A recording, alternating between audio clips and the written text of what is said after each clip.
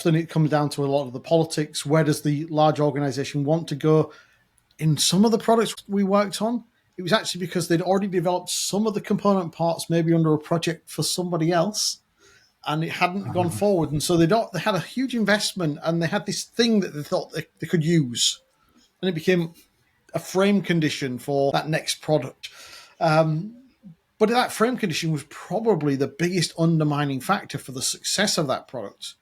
And I look back and think that was one of the bigger mistakes I made of this is a capability or an asset that the company thinks we can do something with. And there were other key assets that we thought we had that were more mature than they were, that were ultimately that undermined it. You could encode it in a SWOT analysis. Ultimately, it's like, where are we good and where are we weak? What's happening outside us? What's happening inside the organization? And making those sorts of choices. Welcome to a new episode of Product Directions Podcast, 100 Product Strategies. We are your insider access to top product leaders shaping the strategy of the most diverse industries today. I'm your host, Nacho Basino, and I'll be digging into the real-life situations, problems, and frameworks used for strategy with product people all around the world in all kinds of products and markets. While there is no recipe for success, listening to others' experiences may give you the edge you need to solve your next strategic challenge.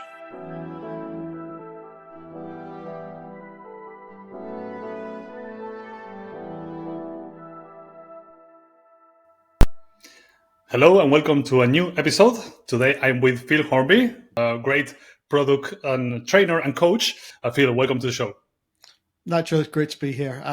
Likewise, known you for a while. Lucky enough to have met at that Marty Kagan Coach the Coaches event. Oh, that's over a year ago now. And that's a good point to maybe ask you for an introduction so we get a bit more of a sense of how you are involved in the strategy. Good point. Yeah. So who am I? So my name is Phil Hornby.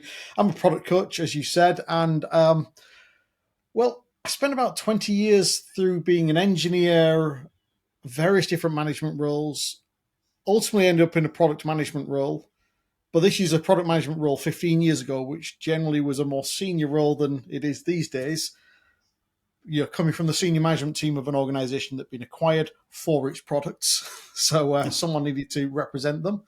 And then we went through a period where we were looked after and we worked well. Then, kind of as many organizations do, they've acquired someone, they closed them down because they'd got the value out of the technology and the products, moved on somewhere else to an old competitor, worked my way through, ended up leading product there. That company had actually also been acquired during that time and ended up being part of Continental, large German automotive supplier.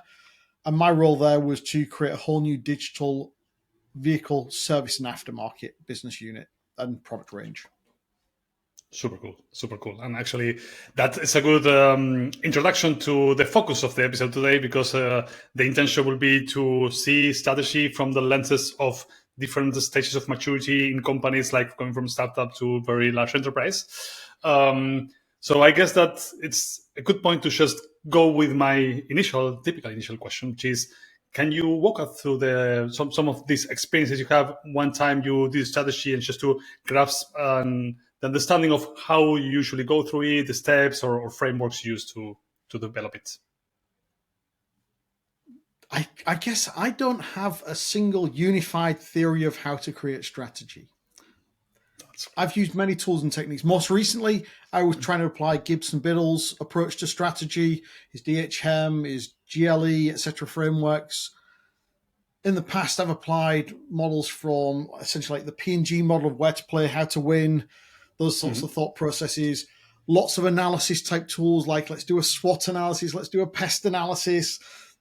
Ultimately, I guess my unified thought of strategy is about thinking about your market, making choices, and then encapsulating and communicating those choices. And so at Continental, I remember very much it was a large organization, it's part of a large portfolio. So we're thinking about how do these things play together? What are the trends that are happening? I remember using steeple analysis to try and think about what are the trends that are happening there.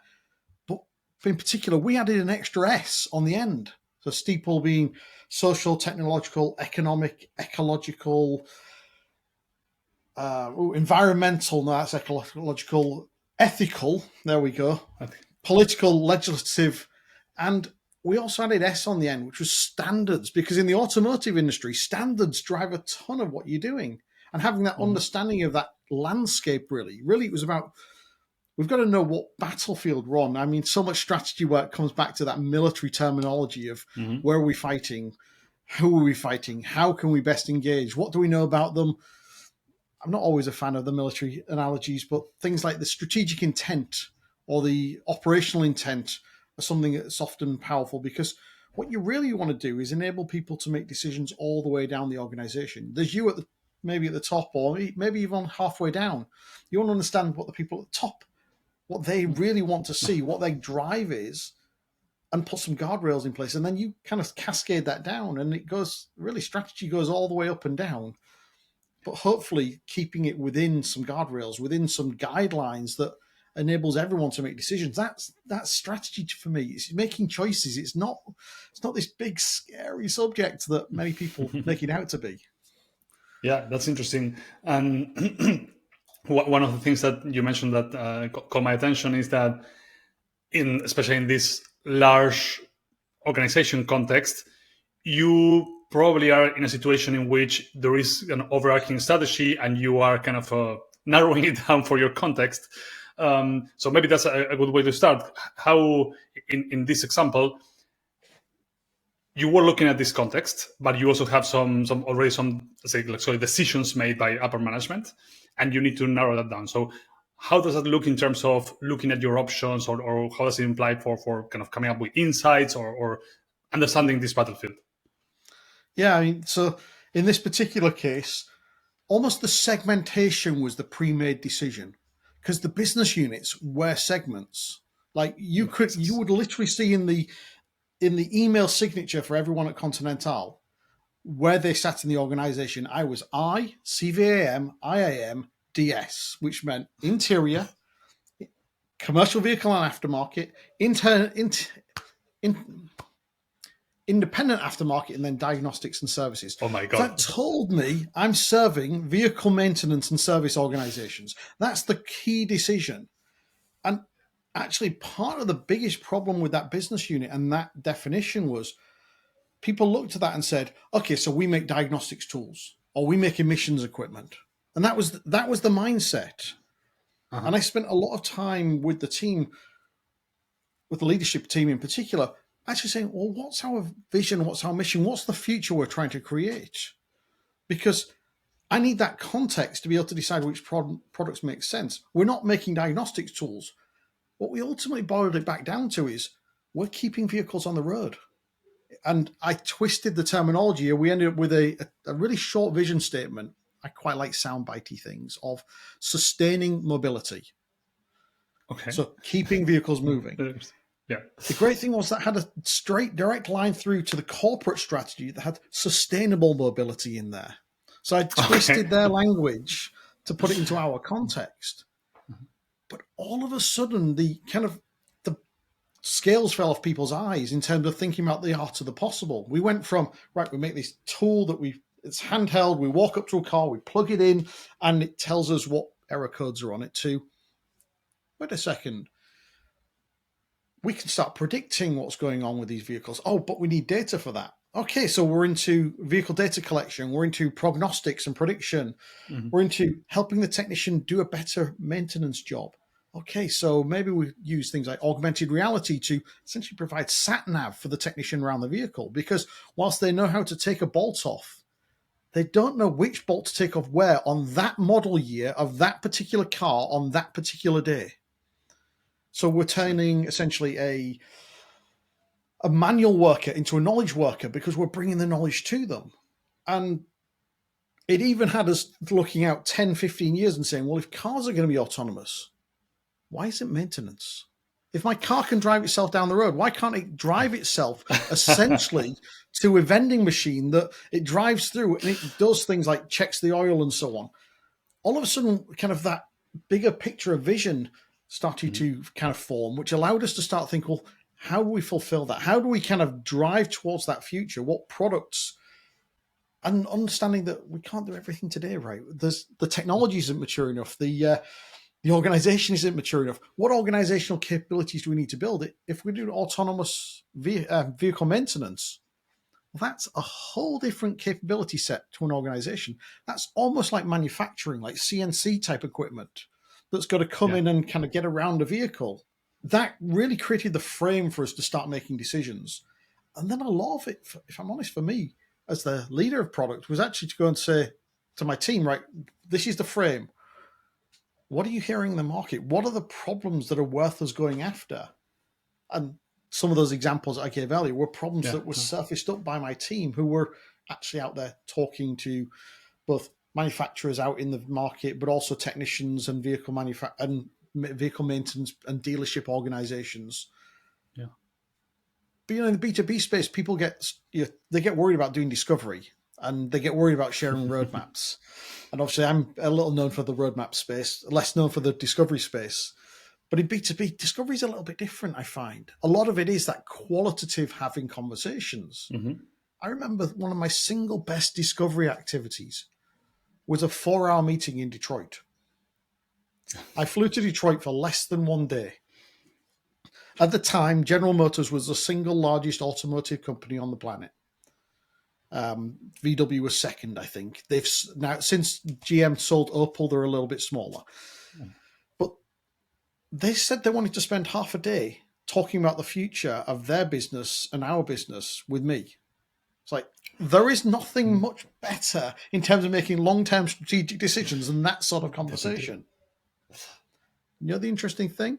My boss didn't want me to go. Why? It's like, where's the project? What are we getting paid for this? Where's the ROI? It's like, the ROI is me making decisions for the next 3 years based on that direction of travel, because frankly, it's a slow-moving industry. It's not going to change direction hugely in that time. And you mentioned first, for example, the structure decision, which seems to be the company has an overarching vision. You mentioned sustainable mobility. Green mobility, basically. Yeah, and then you are saying they need to bet the resources in different areas. So there was a bet for this unit that you were leading, and you created a vision for this unit and started gathering this landscape of opportunities. This makes a lot of sense in terms of coming up with all the new. So you elevated the vision, and now a world of opportunities were available to fulfill that vision. How do you go from there to selecting the right path? And what I'm saying here is you have more opportunities probably than the ones that you can pursue. So there is some element of prioritization, but also some element of which ones are the ones that will kind of help us win ultimately. Yeah. I think in this large corporate context, it can be quite, I don't think it's necessarily ideal sometimes. Often it comes down to a lot of the politics. Where does the large organization want to go? In some of the products we worked on, it was actually because they'd already developed some of the component parts, maybe under a project for somebody else, and it hadn't gone forward. And so they had a huge investment, and they had this thing that they thought they could use, and it became a frame condition for that next product that we were going to create. Sadly, that's a real story for a real one. I won't go into the details too much. But that frame condition was probably the biggest undermining factor for the success of that product. And I reflect back, we all do like our retros, our lessons learned. And I look back and think that was one of the bigger mistakes I made, of this is a capability or an asset that the company thinks we can do something with. Maybe we can't. And there were other key assets that we thought we had that were more mature than they were, that were ultimately that undermined it. But that, I guess that gets to the execution level. What we really started to look at, I mean, you could encode it in a SWOT analysis. Ultimately, it's like, where are we good and where are we weak? What's happening outside us? What's happening inside the organization? And making those sorts of choices. I mean, I like old style schools like SWOT analysis. I know Martin Erickson quite likes it as well. It's just a thinking tool, right? This is all about thinking about and gathering evidence to support that thinking, of does this make sense? Now, I don't find corporate land like to go and do any real discovery in that. It tends to be more big bang analysis, kind of a lot of it in an ivory tower. And I'll hold my hand up. I've done that enough times myself. Sometimes you've got insights because of the forums and things you're in. Because discovery doesn't have to be experiments.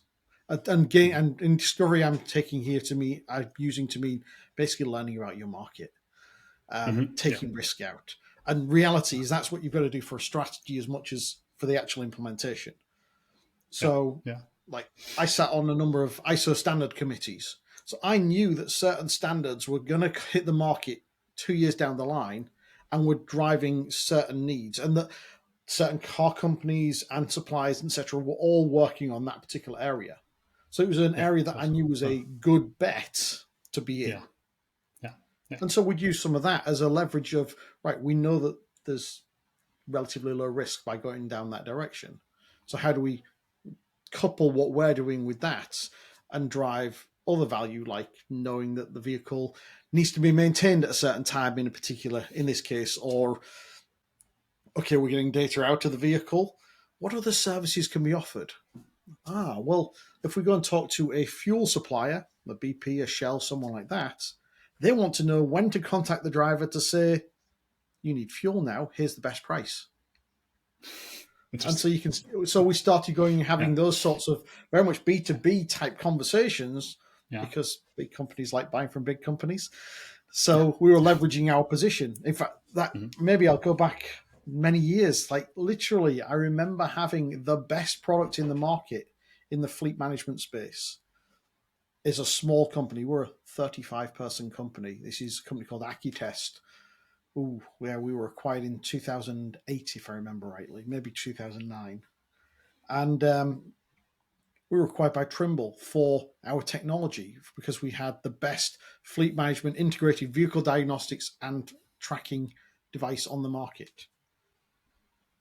But we couldn't get into the big fleets. We were too small. Now, what we hadn't grasped is we had this awesome product, but we weren't positioned well enough as an organization. Our strategy was right for the market needs, but our organization wasn't right for winning the deals.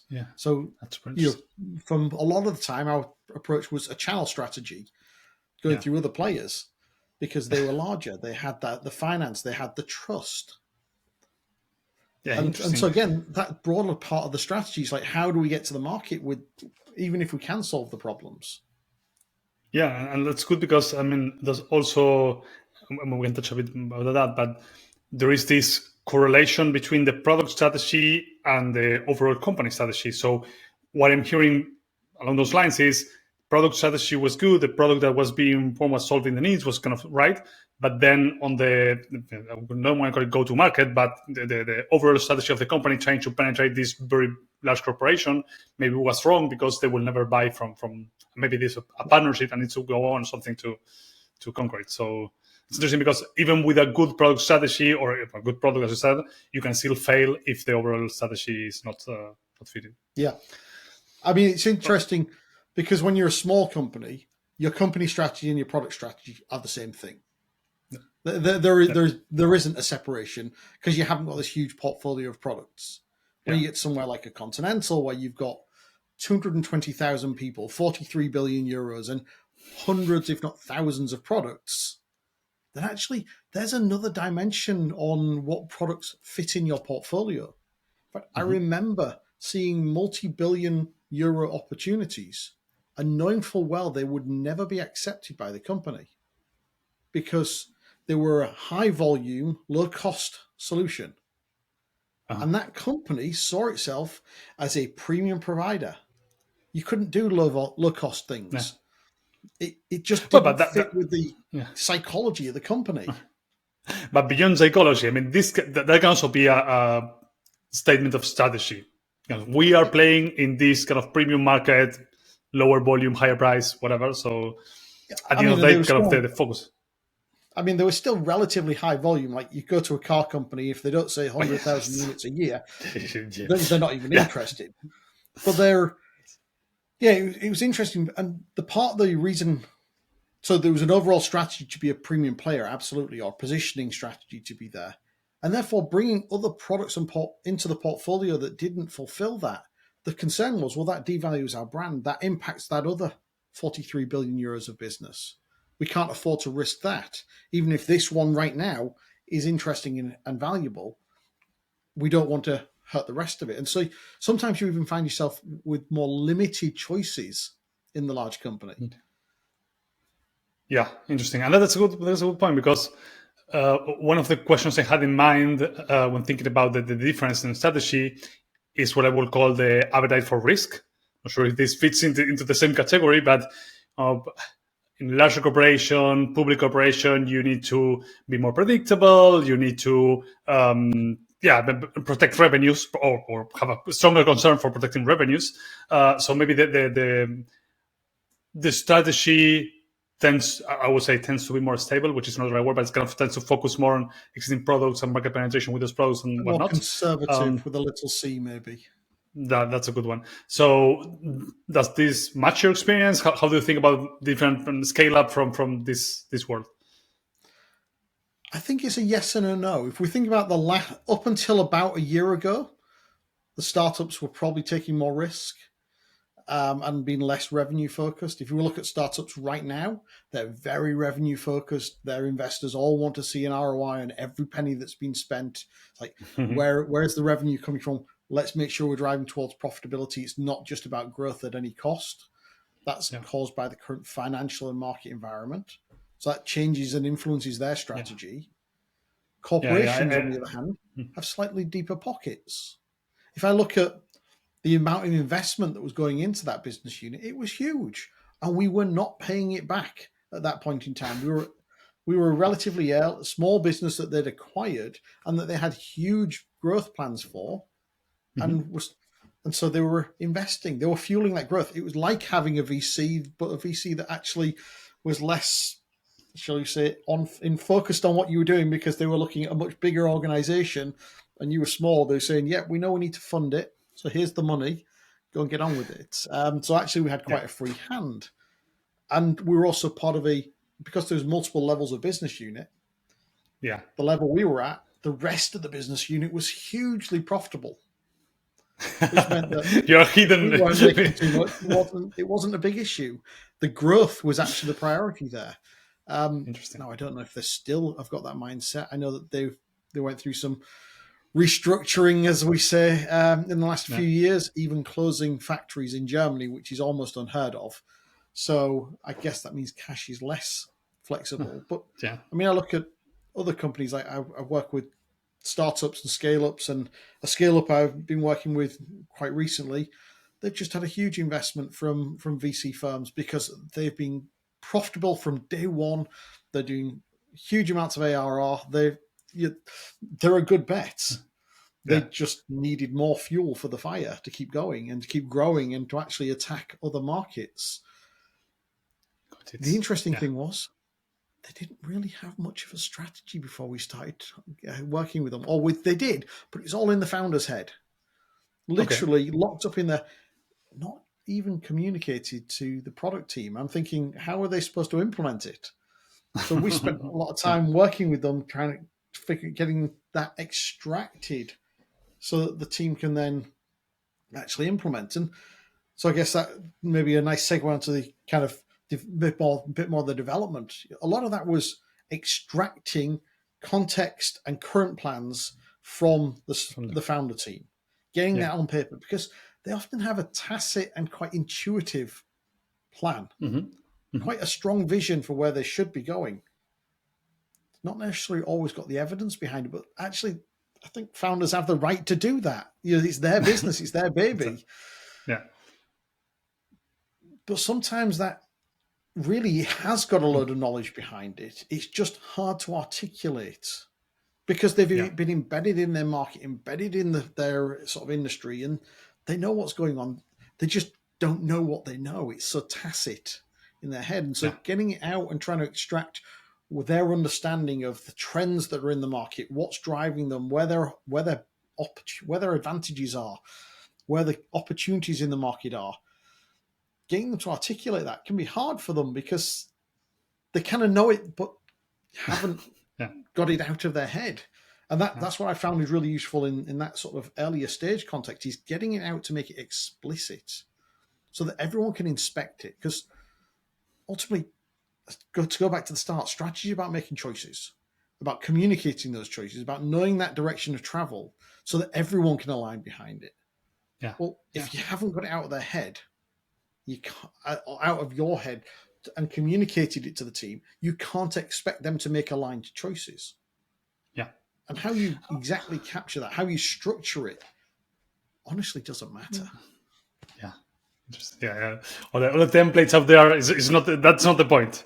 One interesting side thought of what you said is that also when you put, I mean, let's talk it from a counter example. If you don't put your thoughts on a strategy into a paper, what will happen is that you will do command and control. You say, hey, go build this.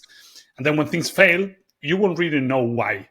Instead, if you are communicating the strategy and you're making these assumptions or your intuition explicit, when teams start testing, they can kind of take a look or do discovery on those assumptions and start getting feedback saying, yes, you're on the right track or not. And then even if you need to iterate, you know why you are doing it, and you learn as you go. So that's another interesting aspect, not only for the execution, but also for these validation aspects that you can take on a strategy.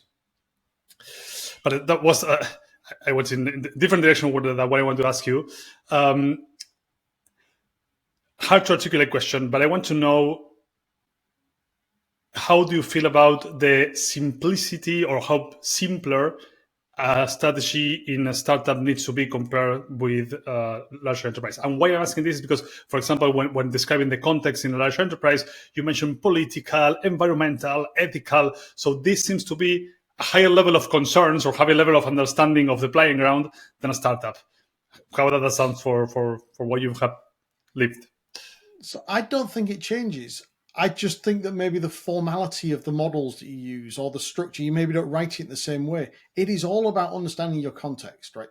Steeple, pestle, pest, whatever you use, are just All the acronyms. boxes. They you. When I work with startups, the fact that I have an MBA, sometimes they kind of look at it and say, "Oh, boo, hiss, you're too corporate." There is nothing wrong with having knowledge. It's knowing when to apply it. And an MBA is just a bunch of knowledge of tools and techniques that you might choose to apply. Mm-hmm. If you can articulate your market context, the trends, the things that are happening, the things you might want to weigh, the waves you might want to ride in a different way, go for it. If you want to do a more structured thought process using a bunch of boxes that are really just there to stimulate your thought process, to say, what do I already know? Let's get it on a piece of paper or a digital document. That's all they're there for. They are not, it's not about a prescriptive structure. It's about helping you think. Yeah. I think it's Randy Silver, one of our sort of common friends, who talks about no models are perfect, but some of them are useful. That's the way I look at this. It's like they just help you think.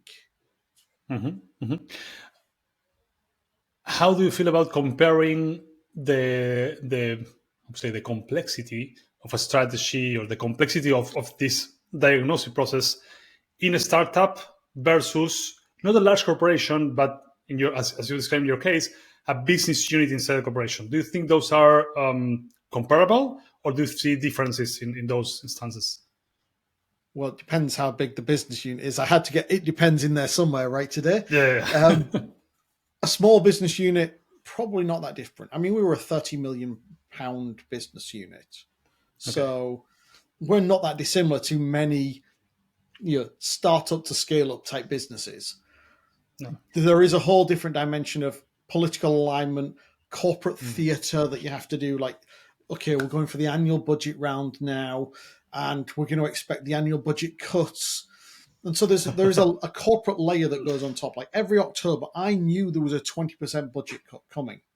So when we went for the budget at the start, you put a plus 20, so plus 20, yeah, we know we can give it away. We're gonna be ready for it. But you could set your clock by when it happens. So you've got to be aware of those kind of cycles and rituals, and there's probably a lot more reporting in a corporation. Like they want to see the data going all the way up. They want to then send down their thoughts.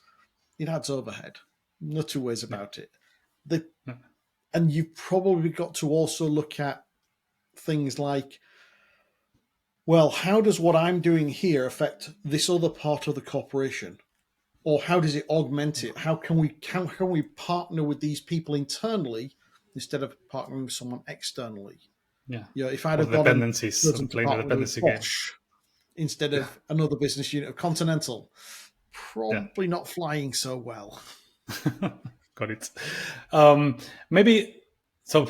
Let me frame where my thoughts are. So we have discussed the vision, coming up with the insights, and a bit of how we select those insights. Now, let's try to take it more on the implementation side, and let's talk about the topic very familiar to you. So, when we are going from strategy to say, hey, these are the things that we will actually work on, so coming to potentially a roadmap, how do you perceive those differences between large corporation versus startup? Just Probably the biggest thing is in the startup, you are going to have less dependencies typically. And yeah, dependencies tend to lead to bigger planning, more planning, the need to coordinate across multiple teams. That tends to lead to tighter specifications. It tends to lead to tighter dates because you've got multiple teams, possibly uh-huh. multiple business units, or multiple partners. We're all working towards the same line and needing the same specification to hit, which takes away some of the flexibility of hitting that. Uh-huh. It's not necessarily a bad thing. In some contexts, actually, planning is good. I know most people don't like the phrase waterfall, but waterfall works really well when it's plannable, when it's a complicated, not a complex environment you find yourself in. It's actually more efficient, more effective, and you'll deliver better and faster. But ultimately, if you've got lots of coordination, it gets hard. And that's where that sort of planning and the more project oriented mindset tends to come in. And that becomes a challenge because if you find out in a week's time that, oh, actually what we thought we were going to do is the wrong thing to do, because you start doing your discovery or you do more discovery and you learn things, that change of direction is much harder. The overall kind of general kind of getting to, say, more modern roadmap, I found you can do. Takes a bit more political power, don't get me wrong. And it's usually off salespeople who have a lot more power, again, typically in a large organization, Yeah. that are the ones who fight it the most. Yeah. But I found if you can get to articulating the problems you're going to solve, the customers are quite happy because they know how you're going to help them. Uh-huh. If they know how you're going to help them, they're quite cool with the fact that you might change exactly how you deliver that solution. In most cases, the problem is those large planning cycles, like automotive, 5 to 7 year planning cycles. That's how long it takes to develop a car. Talking about So waterfall. yeah, but it works really well for delivering it. I know there's a lot of people talk about agile and stuff at Tesla. What they miss is the fact that there's definitely been a big bang design done there. They're just iterating on the local small components. There's still an Yeah. overall design that's been done. Which, And if you compare to other product work, I mean, we're talking about the same thing in a different angle. I mean, we say, hey, the vision is this for 5 years, and then, of course, we have much more flexibility on how to get there, but still it has some similarities. I mean, we are iterating our way toward that North Star, that goal. yeah, I mean, and some of the challenges come in. It's not even large versus small company here. It's hardware versus software in some of that context as well. Because Yeah. hardware has hard timelines. You've got to get certain prototypes. It's got to get into manufacturing. It's got to be ready for manufacturing. It's got to be qualified to go on the vehicle. There's a lot of safety expectations and testing and so on. That drives a different planning cycle. Maybe it's not we're saying we want to ship this feature on this date. Maybe it's actually a real world externally driven deadline Yeah. by some sort of cycle automotive has some cycles, annual model year updates we're driving towards. You look at smartphones, they don't appear pretty much any time in the year. They mostly appear around September. And there's a reason for that. There's a market-based reason. Because if they appear in September, people can start buying them October. They're qualified to go on the network. Because in November and December, the cell phone operators don't want a new phone going on their network. Because it's their highest sales period.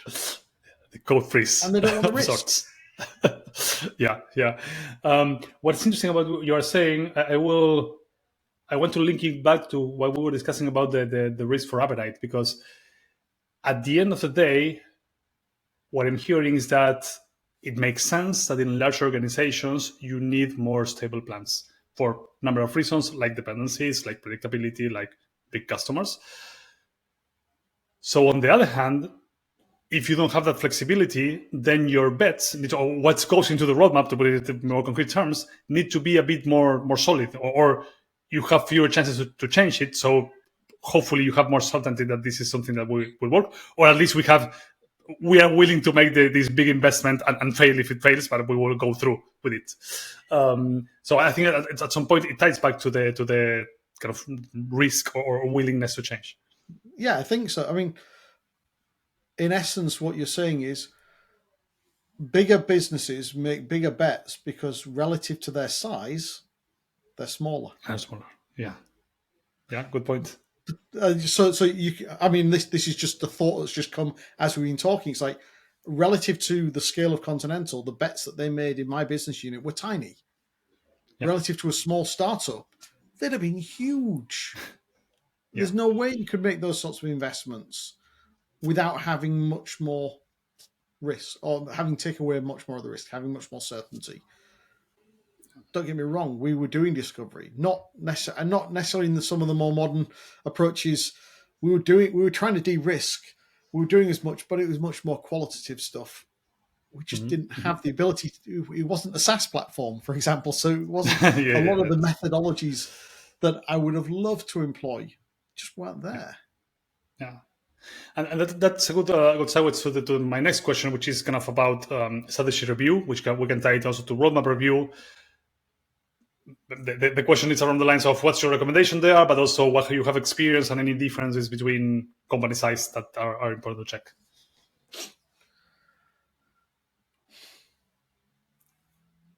Maybe I'll answer it a slightly different way. So what I find is in the product strategy world, product managers all seem to think like they need to have their own strategy. And I don't think it's necessarily true. If we go back 15, 20 years, when a product manager really owned the entire product, yes, they needed to have their own strategy.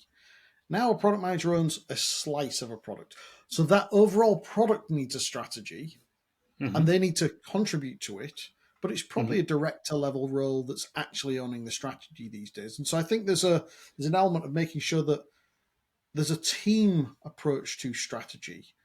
And in a large corporation, that is generally going to be owned by the product team, because the senior leadership are so far away doing other things that they can't get involved. In a startup, it's almost the right and the expectation that the founders are going to put their fingers in.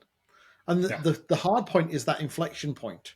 When does it switch from the product, from the founders owning that, to the product people owning that? Because at some point it has to happen as they grow, because it's just not sustainable. And so that kind of review almost can flip from being the product team creating it and being reviewed by the leadership team to the leadership team owning it and the product team reviewing and saying, okay, I can live with it and I can buy into it. And I think there's the messy middle is that inflection point of where it changes ownership. Think about how the problem is similar in a way that the larger the bet you want to make as a business unit, for example, the more, let's say, approval or influence you will need to make to higher ups. And this is probably the same for strategy. If you are following kind of the same thing and we are continuing what we have done before, you don't need that much discussion. So it's all alignment and depending on the size of the bet, how much alignment we need. One side question, though, is once we agree on this kind of a strategy and we start rolling and we have a roadmap and we have maybe our OKRs, what do you recommend in terms of having the checkpoint or ceremonies or quarterly reviews or however you want to call it? I don't want to bias you too much, but in terms of, hey, we need to update this, we need to see what we learn, see what we need to change of what we said. So I think a chunk of this comes back to what's the level of trust. And sometimes that's what level of trust have you earned? Like someone who's delivered before probably gets a lot more latitude than someone who hasn't if they've delivered in that organization, because the leaders trust them more. They give them more latitude. I've even seen that formalized in some companies where they'll say, you've got up to 100 grand you can just go away and do stuff with on your own. You've got 10 because you're new when I haven't seen you deliver anything. And whether I'm a fan of that or not, I've seen it. And it comes back to trust. Like what a lot of this review really comes back to is show me your thinking. Let's see how your thinking in what you're actually doing at the implementation level lines up with the strategy. If you can show me it's contributing to these OKRs, it's aligned with these strategic initiatives, it's contributing to these deals potentially, well, you've just given me the trifecta. Great, we've got all three. That makes tons of sense. Let's do it. Oh, I'm glad that you're doing this one. If it doesn't line up with all three of those things, maybe the deals one falls away. It's like, okay, we're focusing on our vision right now, but it's not winning business in the short term. Or maybe we're going after some stuff that's going to win a deal. It's not perfectly aligned with the strategy. We're doing that for survival of the organization because we know we need the cash. Mm-hmm. Again, strategic choice. We can make those choices. I know it sounds evil, but that's the reality. Yeah. Money is the fuel of business. If we haven't got it, we're not going to be here to deliver on the vision. And so kind of it's showing those thought processes. And then, frankly, gateways are not evil, even in Agile. It's the content of the gateway. The content. If the gateway is about I've reached this stage of analysis or this stage of work in the life cycle, it's probably not the right thing to do unless you're in a waterfall environment. And then it's driven by how far we get through our process. On the other hand, in a more agile, more lean-oriented organization, these gateways or decision points or bridges, I've heard them given 1,000 different names, are really about checking in and saying, where did we say we're going to go in this period? Did we get there? How much more money do we need to go to the next stage? Do we think that's the right thing to do? Yeah. And but that's just sensible. That's just management. That's management and leadership's job is to make that choice. Because gateways are about limiting waste. Should we put this resource onto this thing, or should we do something else? But here's the catch, and this is what I fully agree. But this is what I have been seeing so much that now I'm annoyed with it. Is that this is highly opinion based, and on the opposite side, highly dependent on your storytelling skills more than in your facts or evidence. So that's where the evil comes into play. Yeah, I mean, so many product people are persuasive people, right? That's how we got into the job in the first place quite often, because we convinced someone of a course of action, it was then successful, and then the heuristic in the organization becomes, well, they were successful last time, they'll probably be successful next time. We just assume that, and therefore we trust them and we believe them when they're persuasive, which is why, for example, the Amazon model of using the FPR FAQ and how that forces you to articulate it in a way that's less biased by great presenters. I mean, true. I wonder if it's just more biased by great writers. Yeah, potentially. Yeah, at the end of the day, showing the evidence is useful. Yeah. And I see that actually you give a good tip there, so how we can make it a bit more actionable. Since we are almost on time, I would like to ask you my typical closing question before we run out of time, which is, what is some interesting learning about the strategy that you have over all those years that we didn't cover in our conversation so far? I guess I'll make 2 points. One is, don't be scared of it. Just Give it a go. Your first strategy is your MVP strategy. It's not going to be perfect, but it's better than nothing. Love it. And the second one, consider using some product principles to codify decisions. So it's a concept from Martin Erickson.